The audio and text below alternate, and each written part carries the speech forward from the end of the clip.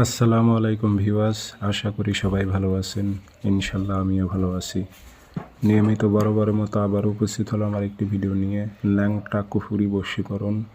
নারী শারীরিকভাবে মেলামেশা করার জন্য পাগল কুত্তার মতো হয়ে যাবে যদি এই নকশাটি আপনি লিকে আগুনে জ্বালাইতে পারেন। এটা কিন্তু জ্বালানি নকশা। আর এই কাজটি আপনি কিভাবে সম্পূর্ণ করবেন বিস্তারিত ভিডিওর মাঝে সব কিছু বুঝিয়ে দেওয়া হবে।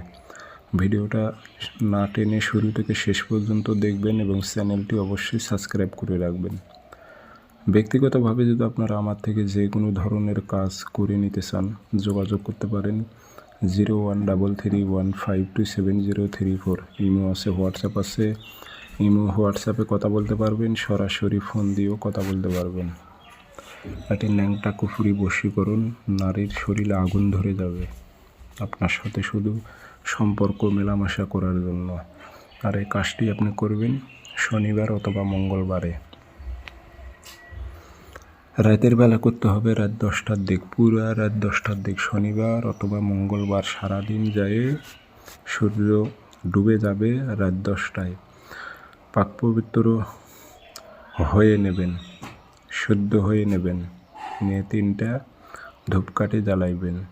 জ্বালানোর পর আপনি নকশাটি আসনে বসে লিখবেন 3টা, নিচে নাম দিয়ে দেবেন বাংলাতে, অমুকের মেয়ে অমুককে, অমুকের ছেলে অমুকের সাথে মিলন ঘটাও উল্লেখ করে দেবেন। দিয়ে আগরবাতি ধুমা দেবেন ধূপকাঠির, দিয়ে আতর ভরাইবেন। ভরানোর পর একটা ওই টাইমে আপনি আগুনে জ্বালাইবেন, মোমবাতির আগুনে জ্বেলে দেবেন।